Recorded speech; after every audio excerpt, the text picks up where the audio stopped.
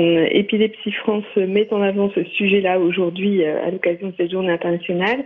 Il est vrai que on a tendance à penser, quand on fait des crises, quand on est diagnostiqué épileptique, que les pratiques sportives peuvent présenter des risques. Or, au contraire, elles sont facteurs de confiance en soi, elles sont facteurs d'équilibre, et puis elles permettent d'augmenter les seuils de vigilance.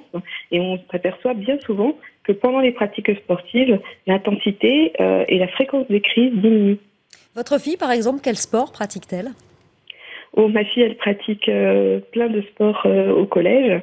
Je crois qu'elle touche à peu près à tous les sports et elle fait plus précisément de l'aïkido. Justement, on parle de l'aïkido, du karaté. On pourrait penser qu'on peut recevoir des coups dans ces pratiques sportives. Justement, là, les médecins aussi qui peuvent être inquiétés, mais c'est souvent en fait les parents qui peuvent freiner cette pratique du sport. Quelle est votre expérience à vous ? Qu'est-ce que vous leur diriez ? Bien sûr, parce que comme eux, j'ai eu ces doutes. Évidemment, quand on a un enfant qui va avoir tendance à faire des crises en cas de fatigue, etc., on a envie de le protéger. Or, bien au contraire, pour son équilibre, il faut l'encourager à faire du sport.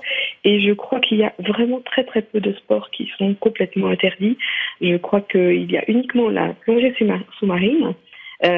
Tous les autres sports sont encouragés. On a des adhérents qui font de l'escalade, qui font de l'avion. On a un jeune, Gabriel, qu'on a mis un petit peu en avant sur cette journée, qui lui pilote des avions, évidemment en conduite double, il est toujours accompagné, mais il fait ça. On a Victoire qui fait beaucoup de cheval, elle fait une centaine de crises par jour. Malgré ça, elle est championne d'équitation.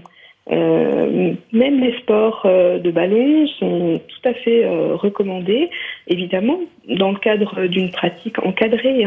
Il faut savoir, par exemple, qu'il y a beaucoup plus de personnes épileptiques qui se noient. Voilà, ça c'est une réalité en termes de statistiques. Ce n'est pas parce que ils font des crises dans l'eau, c'est parce que personne ne veut leur apprendre à nager.